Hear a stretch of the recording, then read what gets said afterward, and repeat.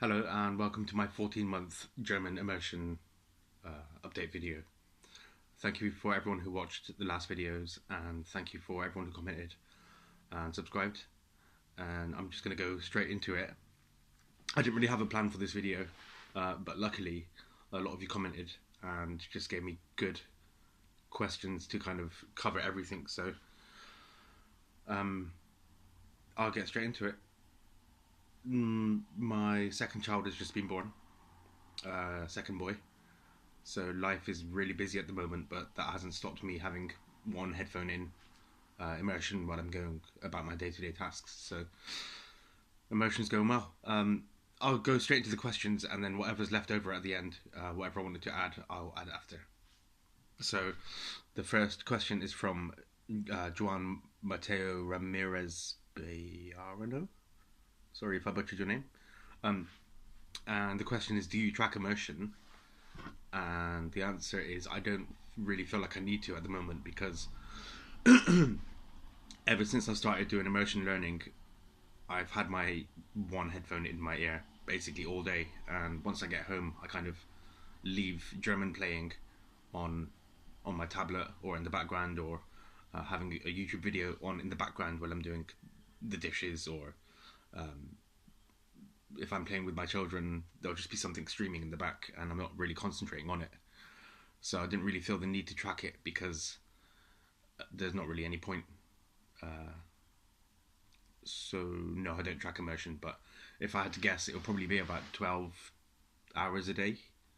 I don't know if that's active or passive or background, and I don't really care. A lot of people, when they are posting update videos, who ignore background listening and passive listening, who don't really do it, who only do active listening.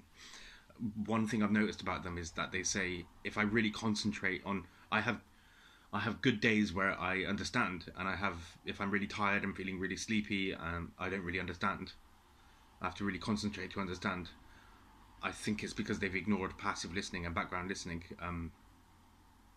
Their ears are not really picking it up as you would your native language. But that's just a theory, and that's just what I'm playing around with at the moment. I'm just trying to have it playing no matter what, and let all the hours count, because I believe that the whole process itself is a lot more passive than we're willing to accept in general. So I count passive listening and background listening definitely to my total of hours listened. So and then this next person who left a comment gave me basically a whole Q&A, so thank you to that person. The channel name is like an auto-generated YouTube one, so it starts with OY-JW6RP and it goes on. So the first question is, go in depth into the beginning of your journey. So basically, I met my wife about 8 years ago in a Japanese restaurant that we were working in together, and then we kind of hit it off and spent a lot more time together, and then eventually got married. So she's from Switzerland, but the German-speaking part of Switzerland. But the reason I've never thought to learn German is because her English is so good that when you're talking to her, you hardly know that she's not from England. So it's that thing of like, why do all German people, or why do all Swiss people, why can they all speak like perfect English? Why would you even need to speak their language? But she did kind of start asking me to learn throughout our relationship. Oh, you should learn German, you should learn German. And I've never really properly considered it until about 14 months ago, when I was basically sat on the toilet going through my YouTube history of the things I watch, and it was just full of crap, like unboxing videos or reviews of games I'll never play, or I don't even know. It's just like, I would have periods where I would be into let's play videos, then I'll have other periods of being into MMA videos or football videos or whatever. But go scrolling through my YouTube history, I was like, I don't remember any of this. So it was just like, it felt pointless. It felt like I've spent thousands and thousands of hours just watching junk. Um, so yeah, it just hit me. I thought if my whole YouTube history was German, but it was the same stuff but German, at least I would be fluent in German by now. With all these thousands of hours I spent watching like rubbish on YouTube. So yeah, it just hit me as a way to use the time that I'm going to be wasting anyway, um, to get fluent in German because I know immersion works. So yeah, and then I just decided, yeah, I'm going to learn German, and then I told my wife. She was really, really happy. Um, did you immerse straight away? Uh, yeah, basically from day one, I stopped watching English completely. Basically, um, I there's another question that goes with that. So yeah, did you immerse straight away? Yeah, from that's the first thing I did. Um, was your immersion comprehensible or whatever you wanted to watch? And this is another important thing for me. It was whatever I wanted to watch. Um, I didn't start off with kids programs or anything like that, or um, shows I've already seen or stuff like that. I basically, what was it? I started watching interviews and um, essay videos about Tony Kroos, the German footballer. I don't even know why. Um, yeah, I started watching interviews about Tony Kroos. I'm not even a Real Madrid fan. Um, and video essays, and then I started to listen to podcasts. I started looking for any podcast I could find in German. Excuse me. Um, I'm really big into horror movies, and it was October when I started, so I started watching horror movies in German. Um, Let's Play videos, Breath of the Wild, Let's Play videos, Fire Emblem Let's Play videos. I'd watch documentaries. I'd watch basically anything I wanted to watch. Instead of going with comprehensible, I'm going with whatever's enjoyable because I thought it's better to start immersing now with whatever I'm going to be enjoying if I was fluent in German. Um, I think, yeah, enjoyability gives you the best chance at kind of sticking with the method, and your brain just kind of works it out. So yeah, not in the slightest. I just basically watched whatever I wanted to watch. Um, One of the best pieces of advice I could give, not that I should really be giving advice until I've got results anyway, but in some way I do have results because I can understand German now. For the first year of immersion learning, I wouldn't track hours. I wouldn't um, I wouldn't track hours, and I wouldn't worry too much about I+1 or whether something's good for you or not, because the first year you're not going to understand anything anyway.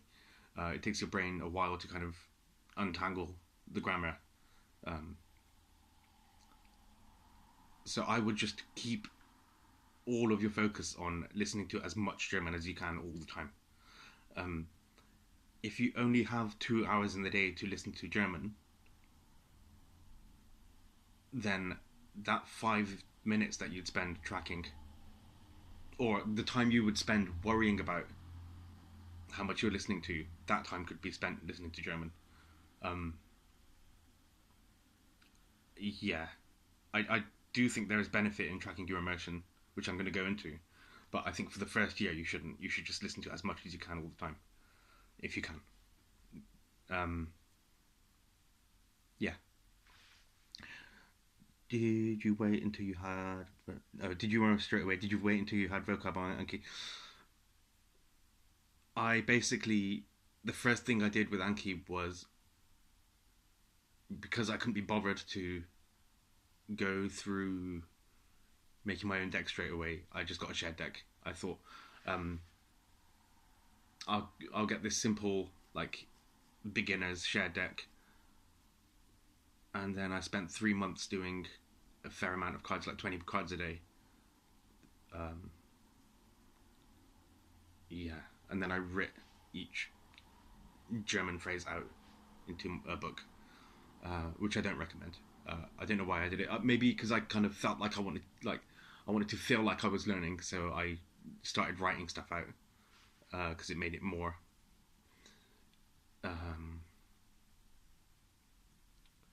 yeah, it just made it more sustainable for me. It kind of made it more enjoyable. So I don't think it's necessary to write uh, the German out. So after I did that deck, after 3 months, I started making my own deck, and then throughout all that time until about 2 months ago, I've been gradually adding 10 cards a day, and now in my main Anki deck, I only have one deck now. In my main Anki deck, I have got 2,500 cards, but about 2 months ago, when my wife was really pregnant, like about to give birth, kind of thing, um, I stopped adding new cards to my main deck, and um, I, because I was really busy at the time, I basically downloaded another shared deck, and I went mental with it because actually doing the cards doesn't take time because it's kind of in the in between times that you do it. Walking to work or walking from work, I can do my reps then. I did 50 cards a day of this deck that had like 3,500 cards in it. Um, and the vocab in it was super easy. It would have like 5 different cards for one new vocab word, but just used in a slightly different way. The only reason I downloaded that deck about 2 or 3 months ago was because I didn't want to lose kind of the motion that I had with the Anki, so I didn't want to lose the habit. Yeah, whenever I watch an update video on someone who stopped using Anki, but still immersing, they always say, "Oh yeah, it's better to use Anki. I should still be using it, but I'm not." So I thought any Anki is better than just not using it at all. So I know 50 cards a day sounds crazy, but when you're just rifling through it, and the main idea of it is just to kind of keep your mind on German, keep your mind reading it, make sure you're reading a certain amount of German per day, then I don't think it really matters. It's just basically keeping you in the focus of making contact with the written language every day. But the first year was listening focused. I would do like I put German on from about 6:30 in the morning, and I wouldn't turn it off until about 6 in the evening when dinner was getting ready, and then after I put my son to bed, I would carry on the immersion. So, but it was, I think, about 70%, 80% of my listening is background kind of passive listening, and yeah, I would have like marathons of watching YouTube videos, video game reviews. Like there's one channel on YouTube called Kvid, and he does really, really, really funny, um, yeah, YouTube reviews about different video games. So, da, da, da, da. Yeah. So, what is your immersion? Um, oh, by the way, with the Anki, I'm gonna start adding cards again from the 1st of January. 10 cards a day. Um, but now I'm just doing reviews. Doing reviews at the moment. Da, da, da, da. And I don't think Anki is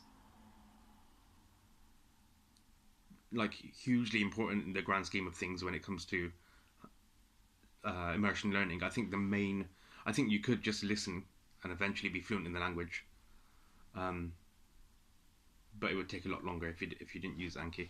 Anki's like a supplement. I've heard it said. Um, it's like if you only took supplements and didn't go to the gym, you wouldn't really gain any muscle. But if you could only do supplements or only go to the gym, it's better to only go to the gym because you still get big if you just eat normally and go to the gym. But supplements alone will not make you fluent. What is your emotion? So at the moment, yeah, this is a funny thing. My Spotify Wrapped Up playlist. I was listening to this horror podcast, and throughout the year, and on my Wrapped Up playlist, I noticed that I was like the top 0.5% listeners of this certain podcast, and so this one podcast I listened to for hours a day, and I posted it on my Instagram story, and then they reposted it, and I got really happy. And then it hit me. I thought to myself,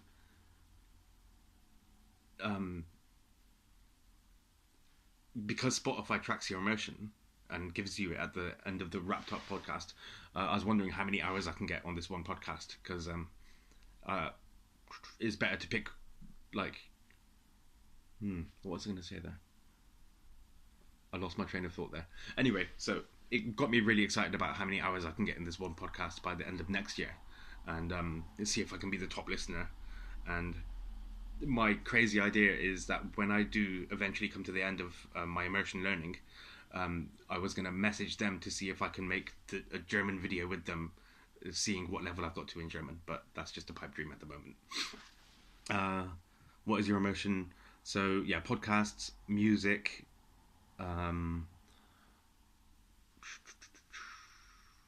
let's play videos, which I think, if I had to say out of all my emotion, or out of all emotion, what's the best thing you can possibly listen to or watch, I would say let's play videos, because they ask you questions in a very motherly way. Because think about it, when a mother is raising children, they ask questions to the child even if the child can't speak the language yet.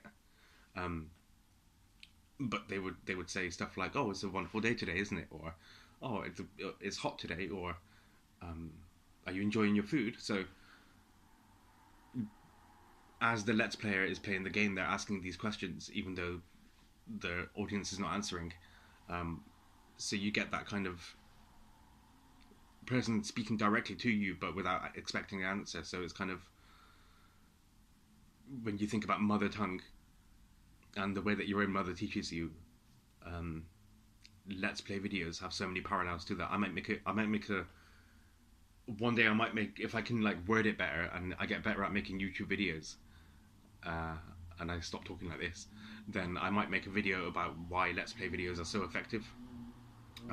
Because when there's character dialogue, they'll read the dialogue out for you, so you don't have to read it yourself. They're showing you which way to go. They say, "Oh, I'm lost. Let's check the map. Let's check the inventory. Oh, here's another item." They read out item descriptions. There's so much in Let's Play videos that just give you fluency, I think.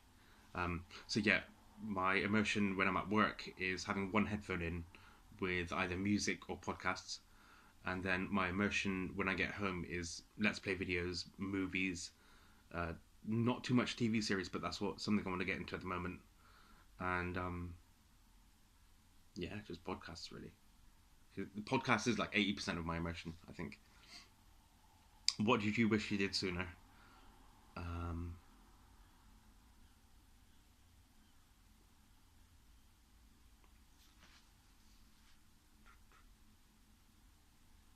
I wish I never used the shared deck. I wish I'd just made my own cards straight away, because I don't think shared decks are too interesting. I think interesting is so much more effective than comprehensible or anything like that. If it's enjoyable and fun.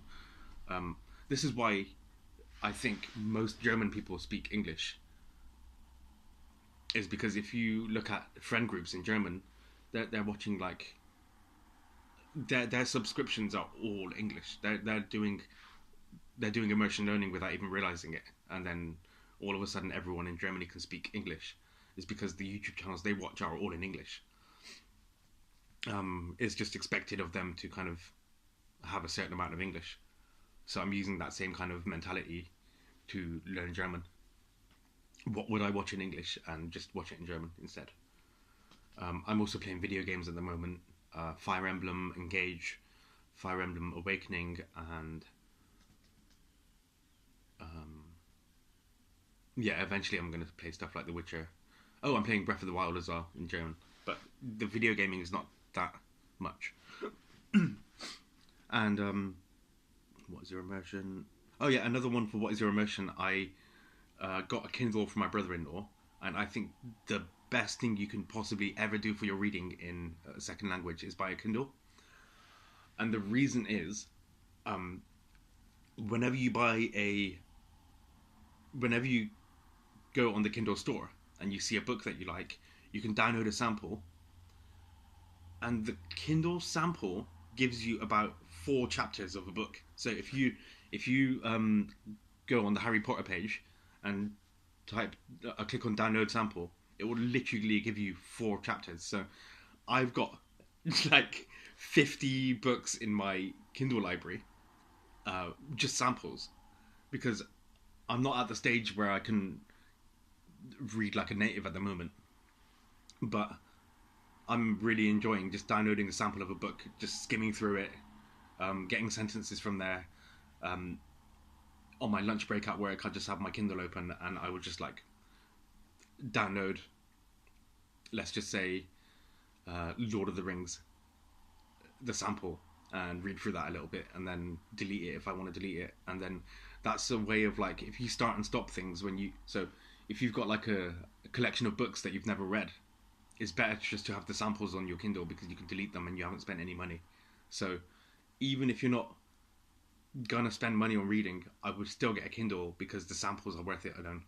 And then if you've read a whole sample and you really, really want to carry on with that book, then you buy the book. But yeah, seriously, I don't know why no one's talked about reading samples on Kindle yet, because you can just click on the word and it gives you the dictionary definition immediately. So if you can find a cheap Kindle or an expensive one, it doesn't matter. Yeah, just go on Facebook Marketplace, get a cheap Kindle, and start downloading samples of loads of books and just flick through them. Be lazy with it if you want, but as it is, you're just making contact with the language, which is really helpful. And when it comes to reading, by the way, because I'm not that reading focused, the main reading comes from subtitles on movies I watch, and YouTube comments is basically where I get my reading from. I decided that year 1 would not be reading focused but listening focused, apart from Anki.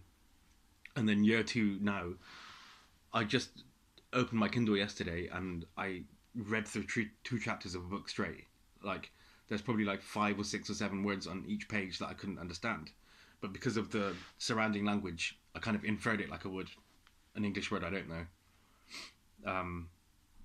So yeah, I think I'm going to get not a lot, but like, I think I'm going to go into reading a little bit more in the second year. How do you keep up the routine with the baby on the way? Average hours per day. So at the moment, my listening's gone down to about 10 hours a day or 8 hours a day, because of the second baby. I'll be listening all day at work, just having one headphone in. I'll be listening on the way to work, on the way back from work, and just kind of having the podcast in the background while I'm going through my day-to-day stuff. But I think the reason I'm able to keep up so many hours of listening is because I don't care if immersion is passive or active or background, as long as I can hear it. Because like, I've noticed my 2-year-old, he's going to be fluent in English, and he doesn't care if whatever he's listening to is comprehensible, or if he's paying attention to 2 people having a conversation in the room with him. He's just playing with his Lego or whatever he's doing. I think a lot of the immersion that he gets as a child is passive or background. So, well, we'll see how fluent I am at the end. How do you keep up the routine with the baby on the way? Yeah, like I said, background listening, average hours per day, about 25 minutes on Anki, and then 8, 9, 10 hours listening. My method when it comes to immersion learning is not very exciting. That's why these update videos might not be that interesting. But there's little hacks that I found along the way, and if I get better at making YouTube videos, my next video hopefully will be more interesting. I might make more notes before I do the video so I don't ramble as much. And another thing I thought is when people make their video of them speaking their target language at the end of the immersion, like 18 months or 2 years or 3 years, they talk to the camera in the language. And do you know how hard it is to talk in front of a camera on YouTube? I know that sounds stupid, but for me at least, it is so unnatural for me to be speaking to a camera. So to do that if I can't do it in my first language, how am I going to do it in my second language is what I'm thinking. You've got the first hurdle of it being your second language, and the second hurdle is not being good at speaking to a camera. So this is the reason why when it comes to the end of the 3 years, when I make the video of me speaking German, I'm definitely going to do it in conversation with someone, whether that's in person, find a German person, or I find it really exciting that at the end of the 3 years I want to kind of like message all the people I've been listening to on Instagram, on Spotify or YouTube, and see if they're willing to do a video with me, just revealing how good my German is at the end of 3 years of listening. But it might freak them out when they realize that like this person has spent 7,000 hours listening to their one podcast. It sounds a bit freaky if they didn't know what immersion learning is, but yeah, I thought that'd be funny. So yeah, I intend to. I said I was going to talk about tracking hours again. From the new year, I think I might start tracking hours in a way. I wanted to get a bit like regimented with what I do day to day, so that once it's done, I know that I've done 10 hours of listening. I know that I've done this many sentences. I know that I've done this many pages of reading. So like I said, the first year, I believe that you shouldn't track immersion. You should just listen to as much as you can, read as much as you can, just be in the language for as long as you can, because you're not really in the position to be, everything's gibberish to you. You're not in a position to be kind of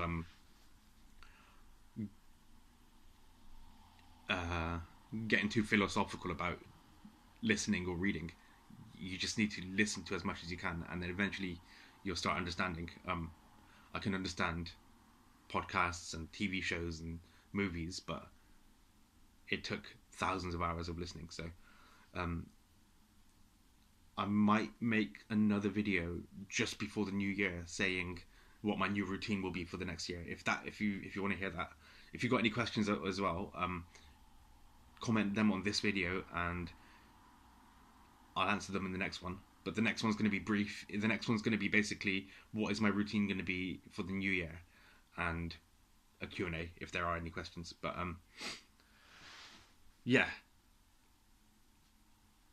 did I talk about my level? I can understand German. It is mental. I think around the 10-month mark, things just got really understandable, but not in a way that I can really tell you, oh, it's an 8 out of 10, it's 90%, 80%. It's more, I get the gist of everything, but not just in a way that is like, oh, I got an inkling of what they're saying. Just as in like, it's hard to explain. It's like, if you ask me to output in German, it's almost impossible.